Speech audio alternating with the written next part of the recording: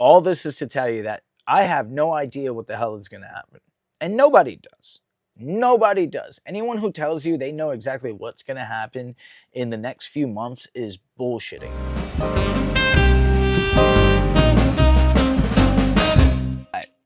Good morning, everybody, or whatever time you're watching this. Hello, I'm Israel Rolone of Popular Properties, and today we are going to be doing a market update. So I do weekly newsletters, give updates about the Boston real estate market, how many listings have come out, interest rates and stuff like that. You know, just some basic things. I'll leave a link to sign up if you guys are interested in the description. But we are doing this video version of it where we give a market update. And I really don't know what I want to do with it. I think I'm just going to do like my thoughts on the state of things, because the newsletter is what has like statistics and graphs and all that stuff. I mean, I guess I could show you guys a quick little view of what that looks like, but yeah. Last week sucked, dude. Last week sucked. Last week was a hell of an emotional roller coaster. We had fantastic news from the feds. No hike in their rates, no nothing. And you know, interest rates went down and then they went right back up. It went right back up. Right back up. All right, we'll talk about that in a little bit. Anyhow, so week 5 has come and gone. We are now on week 6, so it's time to take a look at what happened in week 5. So, some things that I wanted to talk about. Okay. Pending sales. As you can see, 105 deals went under agreement last week in the Boston market, which is the most that we've had all year. So buyer activity is picking up, and as well as seller confidence, because 132 listings were listed last week as well. So this is fantastic news, because you know there's clearly a lot of people who want to buy and sell their homes. They're just waiting for the right time. And guess what? Last week we thought it was the right time. We're going to get to that. But let's go on to just like the year-to-year statistics, okay? We started the year off plus 17% on listings. Seller confidence was through the roof. But buyer confidence was lacking, because we were down by 29. We were down by 19% in the first week of the year. But we've quickly caught up. So clearly a lot of buyers want to get back into the market, and a lot of sellers want to sell places. It's not the right time. It's not the right time. And I'm going to tell you why it's not the right time. Because damn rates. These rates over here, like last week started at 6.9 and now we're at 6.92. That doesn't seem that bad, right? That doesn't seem that bad. But what you're missing there, let's just go right into it and tell you exactly what the hell happened with interest rates last week, okay? Bam, right there, right at the bottom. Oh, wait, you can't see that. Right there. Biggest one-day jump in rates since October, yo. Since October of 2022, actually. I read that already. But basically, the Feds had a meeting, the FOMC meeting. We talked about this last week, right? Let's see where they're at. That's all some other stuff that we're going to pull up. We went over this statement, okay? Basically, the Feds still had confidence in the market. All right, so the Feds want to get it down here, right? We want to be down to 2%. They need to see some signs showing that this is going down to their target goal. And the reason, one of the main things that they look at is the jobs report.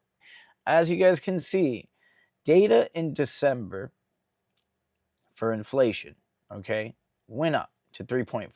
And it was at 3.1 in November. We discussed that already. Now, everybody was in a panic. When this came out, like this news, I believe came out in January 18th. Yeah, like January 18th or something like that. Because it went from 6.69 to 6.92. So this is when the inflation report came out, that happened. All right. So after the FOMC meeting on Wednesday last week, right, they had a meeting on the 30th. This meeting, right, press release on the 31st. This meeting showed positive news. They showed that the Fed still had confidence in the market, and they just needed to see their plans were actually working, and things were, you know, the inflation was trajecting down towards 2%. Okay? Unfortunately, jobs report came out. And the jobs report was not good. We were expecting 180,000 new non-farm payroll. Instead, we got 353,000. We had 353,000. So an insane increase. What's more is that apparently for December, right, they originally had it at 220. You know, this right here. The payroll employment increased by an average of 255 per month in 2023. Nope, that's not what I'm thinking. Oh, similar to the gain of 330,000 in December.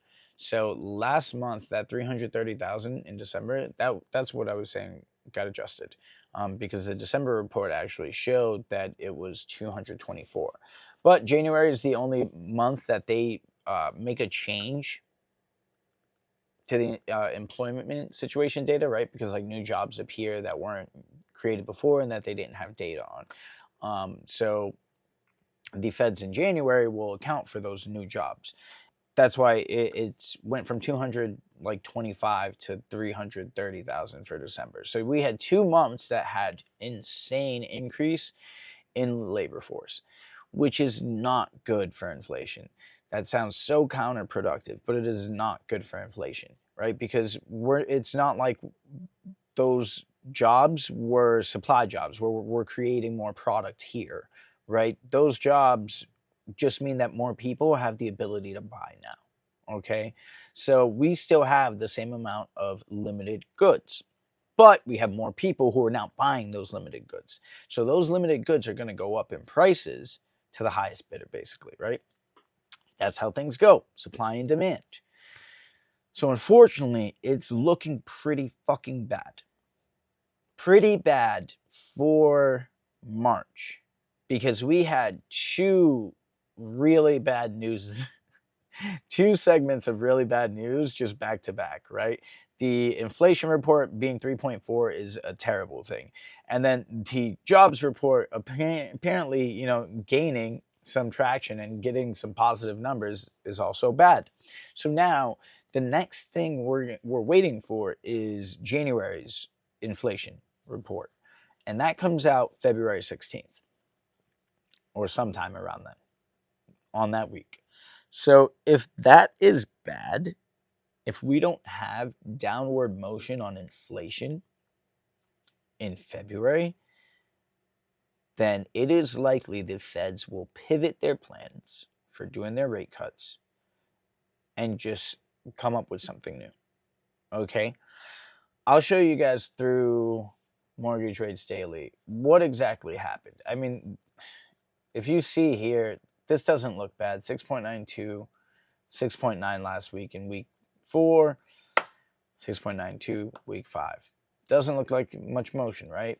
That's where you're wrong, because after this meeting, rates dropped by 12%, and then by 0.12%. And then the following day, rates dropped again by another 0.12%. Those 2 days were insane. Look at this. Here you go. Here you go. January 29th, January 26th, 6.9. January 29th, 6.8. This is the Fed meeting, 6.87. Fed meeting released their press release, 6.75. The following day, 6.63. So we went from 6.9 basically to 6.63. Okay? We were so thrilled. I got so many phone calls, so many people being like, hey, it's happening. Things are moving the way that we wanted it to move. And then the damn BLS put out their stupid job report numbers. I mean, I'm sorry, BLS. You guys are awesome. I appreciate everything that you do. But we're just sad. We're very, very sad about that. The fact that that came out and then immediately we hiked up to 6.92%. That is the biggest jump since October of 2022. A 0.29% jump. Oh, I forgot that the data was down here, right? There you go. January 31st, a 0.12% drop.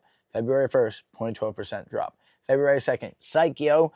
We're going back up. Screw all the gains that you guys made. We're taking all that back because we don't know exactly what's going to happen.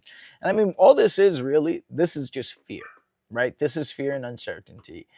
Everyone's trying to price in what the Fed's next move is going to be. Okay. So once we saw this was happening, that's why these prices went down, right?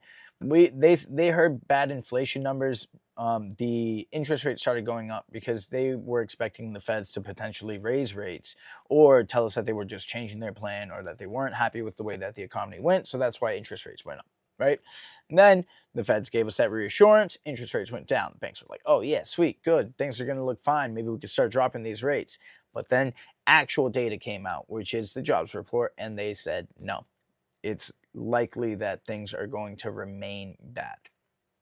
Now, all this is to tell you that I have no idea what the hell is going to happen. And nobody does. Nobody does. Anyone who tells you they know exactly what's going to happen in the next few months is bullshitting because none of these banks know. None of these banks know. Everyone's taking wild guesses. Wild guesses. And I mean, if this remains high for long, it's not going to be too abysmal for like home prices. Because so few people will sell their home in this, that means a much smaller supply, which means that prices will likely still go up, just not at an insane rate. I mean, granted, this is a freaking like a double-edged sword, right? You've kept inflation up for, you kept interest rates up for so long that you've given so many people so much time to prepare. Once these rates drop to 5%, you guys know what's going to happen? The bloodbath that's going to be at every open house, because you have 2 years of pent-up buyer demand and pent-up seller demand. You have 2 years of people who fixed up their lives, have fixed up their credit, gathered enough money for a down payment, and all of them are waiting for the magic 5%. I mean, I'll give you my prediction for what it's worth. I don't think it's going to be good. I don't think it's going to be good. A lot of people stopped spending money in January. So maybe we see some positive numbers. Because a lot of people put on their budget hat in January because they spent so much money in December. So fingers crossed that still blooms confidence in the Feds. Let's look at when the next meeting is, though. All right, so March 19th through 20th. Okay, that is the next FOMC meeting. So we'll have a month. Honestly, this should also have February's inflation data. If we have good inflation data for January and good inflation for February, then I'd say that there is a slim chance that we'll see our first rate cut in March. I was super optimistic about that. After 3 straight Fed meetings of them not raising rates, I thought that March would be the one where they start rate cuts. But after the inflation data for December and this jobs report, I don't know if that's going to be the case anymore, right? I think typically these meetings right here, and the ones that have an asterisk, they have future projections, right? So over here, this has projection materials, right? So that gives you their votes for what they think the interest rate should be and their future outlook. And it's a very nice meeting. These are probably the most important ones to pay attention to. And they have them 4 times a year, once a quarter. Okay, so that's typically where it can get crazy. Like, that's where those hikes come from. That's where the cuts come from. So if the Feds were planning to have 3 cuts, I'm thinking it's going to be June, September, and December. Hopefully, mortgage rates get updated today and there's downward motion on them, because it's sad. 0.29% increase, 0.3% increase, 0.18, 0.16. This gets updated at 4, so feel free to check it yourself at 4 p.m. Come back to mortgagenewsdaily.com. They're fantastic. They have a bunch of great data, and they have a bunch of great press releases. This right here goes into much more detail about what the hell I'm talking about, and they probably do a much better job than I just did. So yeah, read it, check it out. I'll leave a link in the description. Yeah, that's my rant. Thank you so much. I'm gonna have fun editing this video. My name is Israel Overlone. Oh wait, let's go back to the full screen. Man, I'm a disheveled mess right now. My name's Israel Overlone. This has been our market update. Oh, hey, look, I updated this thing. You can see the interest rates now. That's today's date and today's interest rates. We'll try to put this together as best as possible. The heck? Don't mind this apple juice, guys. Don't mind the apple juice. All right. Anyways. Au revoir. Bye-bye. Gule, gule, yo. Gule, gule.